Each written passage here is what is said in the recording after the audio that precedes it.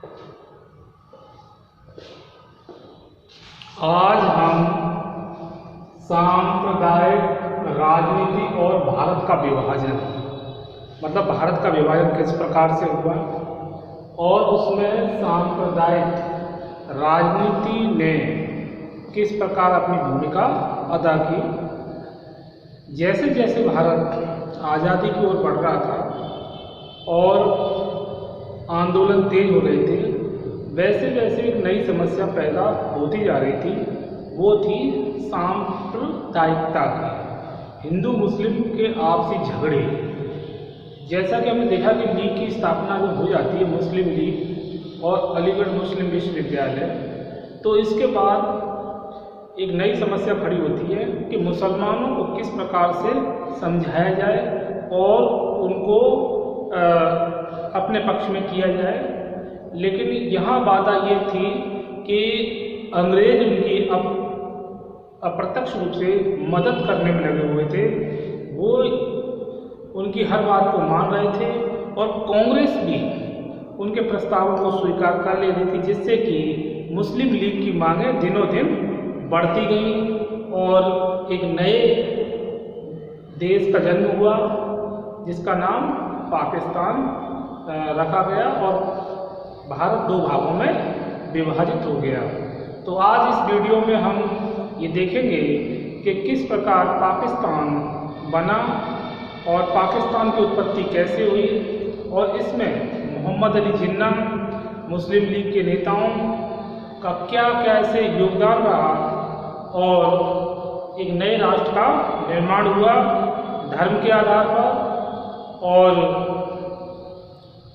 नेहरू के सामने दो ही विकल्प बचे थे, गृह युद्ध या पाकिस्तान। तो अधिकतर कांग्रेस के नेता इस बात पर सहमत थे कि गृह युद्ध में भीषण रक्तपात भी होगा और लॉर्ड माउंटबेटन ने भी यही समझाया कि गृह युद्ध की स्थिति में एक दिन की नहीं रहेगी, ये हमेशा बनी रहेगी क्योंकि मुसलमानों की भी संख्या कम नहीं। तो इस प्रकार से बाद में सर्वसम्मति से नेहरू और जिन्ना और लॉर्ड माउंटबेटन की प्रस्ताव को स्वीकार कर लेते हैं और भारत दो भागों में विभाजित हो जाता है, एक पाकिस्तान और दूसरा हिंदुस्तान यानी भारत, इंडिया। तो देखेंगे पाकिस्तान की मांग की उत्पत्ति। पाकिस्तान की मांग की उत्पत्ति में मुस्लिम संप्रदाय की पाकिस्तान का विचार सर्वप्रथम पंजाब के प्रसिद्ध कवि डॉक्टर मोहम्मद इकबाल ने दिया। 1930 ईस्वी में इलाहाबाद में भाषण देते हुए कहा था कि मैं चाहता हूं कि पंजाब उत्तर पश्चिमी सीमा प्रांत सिंध और बलूचिस्तान को मिलाकर एक राज्य बना दिया जाए। और कैम्ब्रिज विश्वविद्यालय के मुस्लिम विद्यार्थियों ने अपने साथी चौधरी रहमत अली के नेतृत्व में इस विषय में विशेष रुचि ली। भारतीय मुसलमान के प्रतिनिधियों को यह सुझाव दिया गया कि उन्हें तृतीय गोलमेज सम्मेलन में मुसलमानों के लिए पाकिस्तान के रूप में पृथक भूभाग की मांग करनी चाहिए। इन विद्यार्थियों ने पाकिस्तान शब्द पंजाब, अफगानिस्तान प्रांत, कश्मीर, सिंध के आरंभिक अक्षरों को और बलूचिस्तान के स्थान के साथ मिलाकर ये एक नया शब्द बनाया गया, पाकिस्तान, यानी पाकिस्तान का पा पंजाब। फिर इसके बाद पंजाब, अफगान प्रांत और कश्मीर, सिंध के आरंभिक अक्षरों को मिलाकर बलूचिस्तान के स्थान के साथ मिलाकर पाकिस्तान बना। मतलब शब्द का निर्माण इस प्रकार से हुआ। इसके बाद पाकिस्तान प्राप्त करने के लिए आंदोलन भी हुए और जैसे जैसे आज़ादी का समय निकट आ रहा था और इंग्लैंड में मजदूर दल की सरकार बनी और एटली प्रधानमंत्री बने चर्चिल के बाद, तो उन्होंने स्वाधीनता देने का निश्चय किया और उन्होंने पहले भी वादा कर दिया था कि इंग्लैंड में यदि चुनाव होते हैं और मजदूर दल की सरकार बनती है तो भारत को जल्दी से जल्दी स्वतंत्रता दे दी जाएगी। तो जब ये स्वतंत्रता की घड़ी नज़दीक आई तो यहाँ पर सांप्रदायिकता की आग और भड़कने लगी और सीधी कार्रवाई का भी की गई मुस्लिम लीग के द्वारा। ये बहुत असंतोषजनक स्थिति थी और विभिन्न आंदोलनों ने भारत में एक तरह से बहुत भीषण स्थिति पैदा कर दी थी कि हिंदू मुस्लिम एक दूसरे के शत्रु बना दिए गए और जिसमें मुस्लिम लीग का अपना स्वार्थ छिपा हुआ था। 1942 ईस्वी में ब्रिटिश सरकार ने अपने प्रस्ताव के साथ सर स्टेफर्ड क्रिप्स को भेजा। तो सर स्टेफर्ड क्रिप्स को भेजा कि जाके देखो वहाँ पर जो भी समस्या है उसका निपटारा करो। लेकिन स्टेफर्ड क्रिप्स के प्रस्ताव में अप्रत्यक्ष रूप से पाकिस्तान की मांग मान ली गई, किंतु लीग असमंजस की स्थिति में बना रहा, यानी मुस्लिम लीग असमंजस की स्थिति में थी। किंतु क्रिप्स प्रस्ताव असफल ही रहा और 8 अगस्त 1942 ईस्वी में कांग्रेस ने जन आंदोलन चलाने का निश्चय किया। तो क्रिप्स प्रस्ताव से पहले तो काफ़ी कुछ ऐसा दिखाई देने लगा कि ये ठीक है, लेकिन बाद में मुस्लिम लीग इससे असंतुष्ट हो जाती है और इस प्रस्ताव को अस्वीकार कर देती है और कांग्रेस भी 1942 ईस्वी में जन आंदोलन चलाने का निश्चय करती है। इसके बाद 1940 के बाद की स्थिति, गांधी जिन्ना की वार्तालाप होती है, किसी प्रकार से सामंजस्य बन जाए और देश विभाजन से बचा जाए।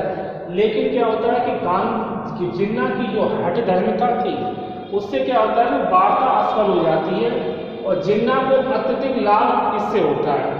मतलब वार्ता असफल होने से जिन्ना को ही लाभ होता है और एक और विभाजन का विषय चर्चा का विषय बन जाता है कि ये बहुत बड़ा एक इशू पॉइंट है। और दूसरी, जिन्ना को अखिल भारतीय महत्व मिल गया। जिन्ना पहले इतना उनको इतना बड़ा तक नहीं था, लेकिन जब वो इस विभाजन के आंदोलन में जब जुड़े आते हैं और एक उभर कर नेता के रूप में आते हैं तो उनका कद बढ़ जाता है और उनको नई पहचान मिलती है। और वो स्वयं भी समझ रहे थे कि यदि भारत में ही रहना है तो यहाँ पर एक साधारण मंत्री के अलावा कुछ नहीं, और वो एक राष्ट्रपिता मतलब राष्ट्र निर्माण कर्ता की छवि के रूप में अपने को स्थापित करना चाहते थे। यह उनका अपना एक तरह से निजी, वो अपना हित देख रहे थे और इसीलिए वो इतना एग्रेसिव हो जाते हैं और दूसरी जिन्ना को अखिल भारतीय महत्व मिल जाता है। इंग्लैंड में सत्ता परिवर्तन व भारत में चुनाव। 1945 ईस्वी में मजदूर दल ने चुनाव घोषणा पत्र में आश्वासन दिया कि यदि इंग्लैंड में उनकी सरकार आती है तो वह भारत को शीघ्र स्वाधीनता दे दी जाएगी। ठीक है, मजदूर दल की सरकार आती है, यदि उनकी सरकार जो चुनाव हो रहा है, और मजदूर दल की सरकार 10 जुलाई 1945 ईस्वी में मजदूर दल की सरकार स्थापित हो जाती है। एटली प्रधानमंत्री बनते हैं और वे घोषणा करते हैं कि भारत को शीघ्र स्वतंत्रता दी जाए। एटली की घोषणा और मंत्रिमंडल मिशन, जिसकी एटली की घोषणा और मंत्रिमंडल मिशन, तो एटली ने घोषणा करी दी थी कि हमारी सरकार अगर आती है तो हम भारत को जल्दी से जल्दी स्वाधीन मतलब आज़ाद कर देंगे। लेकिन मंत्रिमंडल मिशन की मुख्य बातें कौन कौन सी थी उसको देखेंगे। मंत्रिमंडल मिशन योजना के अंतर्गत 16 मई 1946 ईस्वी में इस योजना की घोषणा कर दी गई, जिसकी प्रमुख बातें इस प्रकार से हैं। भारत में संघ राज्य की स्थापना होनी चाहिए। भारत में संघ राज्य की स्थापना होनी चाहिए, ये मंत्रिमंडल मिशन की पहली बात। नंबर 2, भारत का संविधान बनाने के लिए संविधान सभा का गठन किया जाए। और नंबर 3, ब्रिटिश सरकार संविधान सभा द्वारा बनाए गए संविधान को लागू करेगी, यानी ब्रिटिश सरकार संविधान सभा द्वारा बनाए गए संविधान को लागू करेगी। इसके अतिरिक्त और भी बहुत सारी बातें थी मंत्रिमंडल मिशन की। अंतरिम सरकार 12 अगस्त 1946 ईस्वी को गवर्नर जनरल ने नेहरू को अंतरिम सरकार बनाने का निमंत्रण भेजा, किंतु मुस्लिम लीग ने इसमें कोई रुचि नहीं ली और उसने मना भी कर दिया। और मुस्लिम लीग के अंदर ये बात बैठ गई थी कि अंतिम सरकार बनने के बाद उनकी जो मांग है वो फीकी पड़ जाएगी, अतः वो बिल्कुल ही अलग रूप अपना लेते हैं। सांप्रदायिक दंगे 16 अगस्त 1946 ईस्वी को सीधी कार्रवाई करने का लीग जो है निश्चय करती है, यानी गुंडागर्दी वाली बात कि किसी भी प्रकार से दंगे भड़काए जाएं जिससे कि जो कांग्रेसी नेता इस ओर ध्यान आकृष्ट हो उनका, और ब्रिटिश सरकार की जो लॉर्ड माउंटबेटन आए हैं वो भी जल्दी से जल्दी यहाँ 2 राष्ट्र सिद्धांत को मानते हुए देश के 2 भाग कर दें। इसीलिए उन्होंने क्या किया, 16 अगस्त 1946 ईस्वी को सीधी कार्रवाई करने का निश्चय किया। और लीग ने जो यह किया वह गलत था और वो गुंडागर्दी पर उतरे आए थे। तो सांप्रदायिक दंगों ने भी पाकिस्तान के निर्माण में भूमिका अदा की, क्योंकि पाकिस्तान जो भी लीग के सदस्य और जो कट्टर मुस्लिम थे वो अब बिल्कुल धैर्य धारण नहीं कर पा रहे थे और वो चाह रहे थे कि शीघ्र से शीघ्र उन्हें एक नया राष्ट्र मिल जाए। माउंटबेटन योजना, भारत का विभाजन। तो भारतीय समस्या का, और माउंटबेटन को तो ये कह के भेजा गया जाके आप वहाँ पर उनकी समस्या का हल करें, या तो वो एक ही देश बना रहे, नहीं तो दोनों को अलग अलग करके उनको सौंप दो उनकी स्वतंत्रता। लेकिन माउंटबेटन के लिए प्रॉब्लम क्रिएट हो रही थी कि वो कैसे समस्या का हल निकालें। तो इधर जिन्ना मानने को तैयार नहीं, नेहरू भी कह रहे कि ऐसे जब अंग्रेज ने अभी स्वतंत्रता दी नहीं है तब ये हालत है, बाद में क्या होगा। तो उन्होंने भी कहा कि ठीक है, इसका समाधान जो लॉर्ड में भारतीय समस्या का हल निकालने के लिए माउंटबेटन ने योजना प्रस्तुत की, जिसे डिकी बर्थ योजना भी कहते हैं। क्या कहते हैं? डिकी बर्थ योजना। मतलब लॉर्ड माउंटबेटन ने तो अपने सूझबूझ से योजना एक रखी जिसको डिकी बर्थ योजना के नाम से जाना जाता है, लेकिन जो लीग के सदस्यगण थे वो एकदम इस मतलब नाराज थे। वो किसी भी प्रकार से मानने को तैयार नहीं थे। उनका मानना था कि उन्हें अलग ही राष्ट्र चाहिए। भारत विभाजन के कारण, तो भारत विभाजन के कारणों में हम देखेंगे सांप्रदायिक दंगे। सांप्रदायिक दंगे इतने अधिक हो गए थे कि जहाँ मुस्लिम बहुल एरिया वहाँ हिंदुओं का कत्ल हो रहा है, और जहाँ हिंदू बहुल एरिया वहाँ मुस्लिम मारे जा रहे हैं। तो इस प्रकार से भीषण रक्तपात बढ़ गया था, इतना ऐसा कि अनकंट्रोल स्थिति थी। इंग्लैंड सरकार तो देश छोड़कर जा रही थी, लेकिन हिंदू मुस्लिम आपस में एक दूसरे का खून बहाने के लिए तैयार थे और पूरे देश में रक्तपात का वातावरण तैयार हो गया। अतः ऐसी स्थिति से निजात पाने के लिए भारत का विभाजन होना एक तरह से आवश्यक सा हो गया था। अंग्रेज प्रशासकों के षड्यंत्र। अंग्रेज प्रशासक भी यह अच्छी प्रकार से जानते थे कि उन्होंने भारत में काफ़ी समय तक अपना शासन किया, भारतीय राजाओं को मतलब मूर्ख बनाया, उनको अप्रत्यक्ष रूप से गुलाम बना के रखा। लेकिन द्वितीय विश्व युद्ध में उनकी जो कमर टूट गई या वो कमज़ोर हुए तो उन्हें व्यवस्था पूर्वक देश छोड़ना पड़ रहा है। लेकिन वे ये भी चाहते थे कि भारत में लोग किसी भी प्रकार से शांत न बैठें और आपस में लड़ते रहें और अपना खून एक दूसरे का बहाते रहें। तो ये भी एक कारण था और इसी कारण सांप्रदायिक दंगे भड़क रहे थे। कांग्रेस की त्रुटिपूर्ण नीति। कांग्रेस ने कभी लीग का खुलकर विरोध नहीं किया। मुस्लिम लीग ने जो बातें रखी उसको मान लिया, जिससे क्या हुआ कि लीग की दिनों दिन, मुस्लिम लीग की दिनों दिन महत्वाकांक्षा बढ़ती गई और उन्होंने नए नए प्रस्ताव रखने शुरू कर दिए। और लास्ट टाइम में तो वो एक मतलब अलग राष्ट्र के लिए आमदा हो जाते हैं, जिसको बाद में यह बात भी स्वीकार करनी पड़ जाती है। तो ये भी विभाजन का कारण माना जा सकता है। फिर सशक्त भारत की इच्छा। अब कांग्रेसी जो नेता थे वो ये भी जान रहे थे कि दंगे झगड़े गृह युद्ध से अच्छा है कि एक मजबूत राष्ट्र बने, जिसमें जब मुस्लिम राष्ट्र की मांग कर रहे हैं तो हिंदू लोगों का राज्य अलग होगा तो वो शांति से रह पाएंगे। और इसीलिए एक सशक्त भारत की इच्छा ने भी भारत विभाजन में अपना योगदान दिया। जिन्ना की हठधर्मिता। जिन्ना के अंदर व्यक्तिगत जो हित था वो सर चढ़ के बोल रहा था, वो किसी की बात नहीं सुन रहे थे।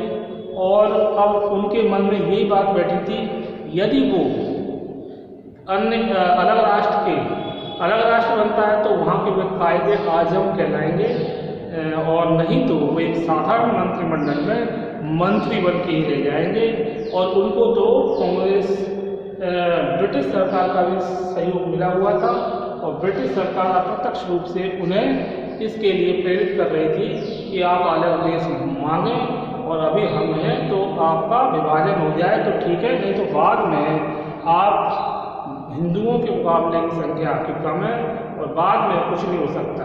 तो ये बात जिन्ना भी जानते थे कि अंग्रेज़ों के जाने से पहले जो कुछ करना है, अलग देश लेना है तो ले लिया जाए, और नहीं तो बाद में कुछ नहीं होगा। तो इसीलिए वो हठधर्मिता पर उतर आए और उन्होंने सभी बातों को अस्वीकार कर दिया। जिन्ना को समझाने का प्रयास भी किया गया, पर जिन्ना नहीं माने। वो अपने को राष्ट्रपिता की छवि के रूप में स्थापित करना चाहते थे, और ऐसा ही उन्होंने किया। अंतरिम सरकार की असफलता। अंतरिम सरकार की असफलता में जब सरकार असफल मुस्लिम लीग के कारण होती है और उनके नित नए जो क्रियाकलाप से नई नई बाधाएं पैदा हो रही थी, तो उस समय पटेल बहुत परेशान थे। सरदार पटेल ने उस समय कह भी दिया था कि शरीर का कोई एक भाग अगर खराब हो जाए तो उसको काट कर फेंक देना चाहिए, ऐसा ना हो कि पूरा शरीर ही खराब हो जाए। तो इसीलिए शरीर से उस अंग को अलग कर देने में फायदा है। और ऐसी स्थिति उस समय बनी हुई थी कि सभी मुस्लिम एक ही बात पर आमदा थे कि उन्हें एक अलग राष्ट्र दिया जाए। तो पटेल ने भी इस बात को मानते हुए कहा कि ऐसे एक साथ रहने में क्या लाभ, क्योंकि जब मुस्लिम लोग रहना ही नहीं चाह रहे और नित नए ये गुंडागर्दी पर उतर आए हैं, तो इससे तो भीषण स्थिति पैदा होगी अंग्रेजों के जाने के बाद। तो अंतिम सरकार की असफलता ने भी भारत विभाजन के कारण में महत्वपूर्ण योगदान दिया। माउंटबेटन का प्रभाव। माउंटबेटन ने अच्छी प्रकार से समझा दिया था कि आप कांग्रेस और मुस्लिम लीग इस प्रकार बैठकर आपस में विचार विमर्श कर लें कि क्या आप चाहते हैं। अगर आपको साथ रहना है तो साथ रहें, हमें कोई आपत्ति नहीं, और आपको हम स्वाधीनता देते हैं। लेकिन ये विस्फोटक स्थिति को देखते हुए भी माउंटबेटन ने यह बात जरूर कही कांग्रेस के नेताओं से कि आप गृह युद्ध चाहते हैं या पाकिस्तान, और क्योंकि लीग के तो जो भी सदस्य थे वो तैयार थे कि हमें शीघ्र अपने आदेश दे दो। और माउंटबेटन भी इस प्रकार को अच्छी प्रकार जानते थे कि कांग्रेस के नेता भी अब परेशान आ चुके हैं, क्योंकि ये दंगा और सांप्रदायिक दंगे गुंडागर्दी से मतलब परेशानी खड़ी हो रही है नित नई। इसलिए माउंटबेटन के विचारों का दोनों कांग्रेस और मुस्लिम लीग पर गहरा प्रभाव पड़ा, और उनके प्रभाव से भी ये माना जा सकता है कि दो राज्यों का निर्माण हुआ, भारत और पाकिस्तान। तो माउंटबेटन का प्रभाव भी भारत विभाजन का कारण माना जा सकता है।